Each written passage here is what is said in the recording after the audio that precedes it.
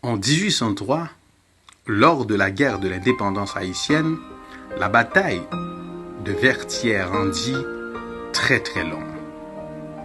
Des milliers d'esclaves noirs revêtus de haillons qui n'ont pour armes, pour certains, des fusils et pour la grande majorité des lambis, des pierres, des couteaux et des marchettes.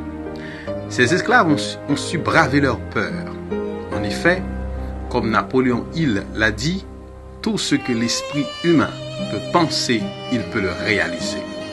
Ainsi, les esclaves ont cru pouvoir devenir libres en se rangeant en ordre de bataille contre l'armée française, le seront à la suite de cette guerre.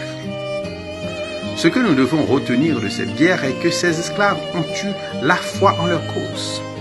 La foi dans le cœur de l'humain est le prolongement d'une aspiration mystique de l'homme vers le divin. Dans le livre de Luc, au chapitre 17, le verset 6, le Seigneur dit: « Si vous aviez de la foi comme un grain de sénévé, vous diriez à ce sycomore: déracine-toi et plante-toi dans la mer, et il vous obéirait. » Ce qui nous porte à nous poser une question: quelles sont les limites de l'homme? La réponse est simple et on ne peut plus clair, celle qu'il s'impose. En conclusion, la foi d'un homme, d'un groupe d'hommes et même de l'humanité peut les porter à déplacer la planète, s'ils le veulent, d'une galaxie à une autre.